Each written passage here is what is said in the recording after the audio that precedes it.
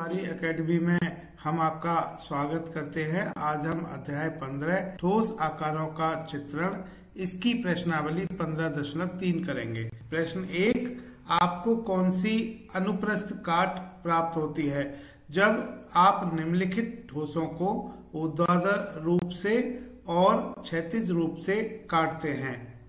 भाग ए एक ईंट, भाग बी एक गोल सेब, भाग सी एक पासा, भाग डी एक बेलनाकार पाइप, भाग ई एक आइसक्रीम शंकु।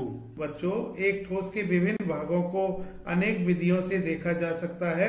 एक विधि यह है कि दिए हुए आकार को काट लिया जाए, इससे हमें ठोस का एक अनुप्रस्थ काट प्राप्त हो जाती है। इसे ऊर्ध्वाधर रूप से या क्षैतिज रूप से काटते हैं तो अनेक टुकड़े प्राप्त हो जाते हैं।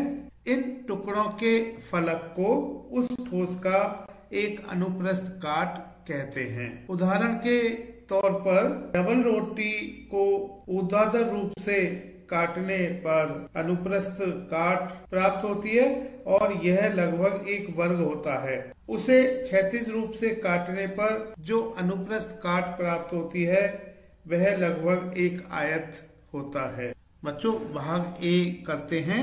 भाग ए में ठोस दिया गया है एक ईंट। बच्चों, हम ईंट को ऊर्ध्वाधर रूप से काट सकते हैं और क्षैतिज रूप से काट सकते हैं। ईंट की हम आकृति बना लेते हैं। ईंट की आकृति को हम यहाँ पर खींच लेते हैं। बच्चों, ईंट घनाभ के आकार की होती है। बच्चों, जैसा कि आप चित्र में देख रहे हैं, हमने एक ईंट को यहाँ पर खींच लिया है। ईंट की आकृति को आप चित्र में देख रहे हैं। इसको हम ऊर्ध्वाधर रूप से काट सकते हैं, जैसा कि आप चित्र में देख रहे हैं। हम इसको अगर ऊर्ध्वाधर रूप से काटें तो हमें इसके दो भाग प्राप्त होते हैं। बच्चों, जैसा कि आप चित्र में देख रहे हैं, ऊर्ध्वाधर रूप से काटने पर हमें जो अनुप्रस्थ काट प्राप्त होती है यह एक आयत प्राप्त होता है। बच्चों, जैसा कि आप चित्र में देख रहे हैं, ईंट को क्षैतिज रूप से काटने पर जो अनुप्रस्थ काट प्राप्त होती है यह एक आयत होता है। बच्चों, इसको हमने चित्र में समझाया है।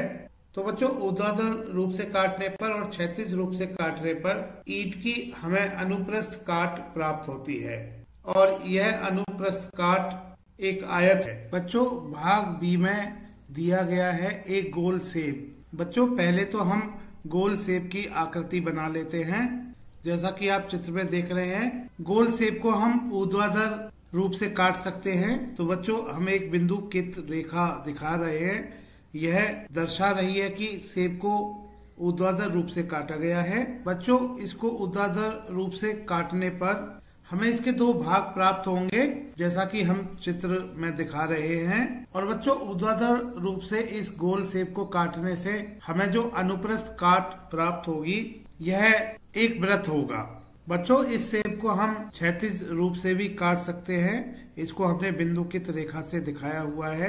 क्षैतिज रूप से इस गोल सेब को काटने से हमें दो भाग प्राप्त होंगे, जैसा कि हम चित्र में देख रहे हैं। तो बच्चों, एक गोल सेब को ऊर्ध्वाधर रूप से और क्षैतिज रूप से काटने पर हमें इसका अनुप्रस्थ काट एक वृत्त प्राप्त होता है। बच्चों, भाग सी में एक पासा दिया गया है, तो पहले एक पासा हम बना लेते हैं। बच्चों, हम जानते हैं कि पासा घन के आकार का होता है। बच्चों, जैसा कि आप चित्र में देख रहे हैं, इस पासे को हम ऊर्ध्वाधर रूप से काट सकते हैं। बच्चों, यहाँ पर हमने एक ऊर्ध्वाधर रेखा दर्शाई हुई है, जो कि यह दर्शाती है कि हमने इस पासे को ऊर्ध्वाधर रूप से काटा हुआ है। तो इसको ऊर्ध्वाधर रूप से काटने से हमें दो भाग प्राप्त होते हैं, जैसा कि आप चित्र में देख रहे हैं। और बच्चों, इसको ऊर्ध्वाधर रूप से काटने से जो अनुप्रस्थ काट हमें प्राप्त होती है यह हमें एक वर्ग प्राप्त होता है। जैसा कि आप चित्र में देख रहे हैं, अनुप्रस्थ काट के रूप में हमें एक वर्ग प्राप्त होता है। बच्चों, इस पासे को हम क्षैतिज रूप से भी काट सकते हैं, जैसा कि आप चित्र में देख रहे हैं। इसको हमने एक बिंदुकित रेखा से दर्शाया हुआ है। क्षैतिज रूप से भी काटने से हमें दो भाग प्राप्त होते हैं। बच्चों, इन दोनों भागों को हमने चित्र में दिखाया है। इस पासे को काटने से इसका जो अनुप्रस्थ काट प्राप्त होगा यह हमें एक वर्ग प्राप्त होगा। तो बच्चों, पासे को ऊर्ध्वाधर रूप से काटने पर या क्षैतिज रूप से काटने पर हमें इसका अनुप्रस्थ काट एक वर्ग प्राप्त होगा। बच्चों भाग डी करते हैं। भाग डी में दिया गया है एक बेलनाकार पाइप। तो बच्चों पहले एक बेलनाकार पाइप को बना लेते हैं। बेलनाकार पाइप के चित्र को खींच लेते हैं। तो बच्चों जैसा कि आप चित्र में देख रहे हैं, हमने बेलनाकार पाइप के चित्र को खींच लिया है। बच्चों इसको हम ऊर्ध्वाधर रूप से काट सकते हैं। इस बेलनाकार पाइप को, इसको हमने बिंदुकित रेखा से दर्शाया हुआ है। और बच्चों इस बेलनाकार पाइप को ऊर्ध्वाधर रूप से काटने से हमें इसके, जैसा कि आप चित्र में देख रहे हैं, दो भाग प्राप्त होते हैं। और बच्चों बेलनाकार पाइप को ऊर्ध्वाधर रूप से काटने से हमें इसका जो अनुप्रस्थ काट प्राप्त होता है, यह एक वृत्त प्राप्त होता है।